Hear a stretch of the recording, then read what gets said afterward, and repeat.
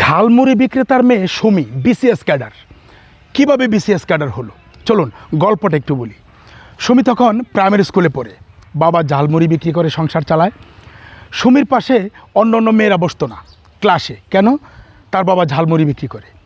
এই বিষয়টা সেই প্রাইমারি স্কুল থেকেই সুমির মনে একটা কষ্ট ছিল। সে পড়ালেখা করতে থাকলো, হাই স্কুলে উঠলো। হাই স্কুলে যাওয়ার পর সেই একই ঘটনা, সেই ঝালমুড়ি বিক্রেতার মেয়ের পাশে অন্য মেয়েরা বসে না, তার কোনো বন্ধু নেই, বন্ধু পর্যন্ত হয় না। সুমির খুব কষ্টে কাটলো, তবে সে মনে মনে একটা দৃঢ় সংকল্প করলো যে আমাকে কিছু একটা করতে হবে। সে ভালোভাবে পড়ালেখা করলো। কোনো এক সময় সে কলেজেও চলে গেল। কলেজে যাওয়ার পর তার মনে একটা সাহস বাড়লো। বাবা ঝালমুড়ি বিক্রি করতো তখনও, বাবা ঝালমুড়ি বিক্রি করেই সুমিকে পড়ালেখা করাতো।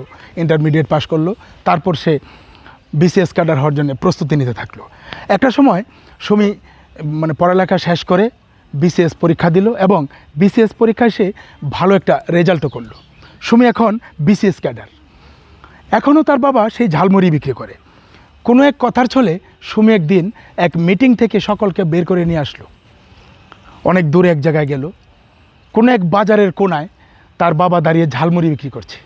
ওই জায়গায় নিয়ে সকলকে পরিচয় করিয়ে দিল যে এটা আমার বাবা, এবং আমার বাবার এই ঝালমুড়ির যে কৌটার শব্দ, ওই শব্দই আমার জীবনের উচ্চতর উপরে ওঠার প্রতিধ্বনি। আমার বাবার এই ঝালমুড়ি বিক্রির টাকা দিয়ে আজ আমি বিসিএস ক্যাডার।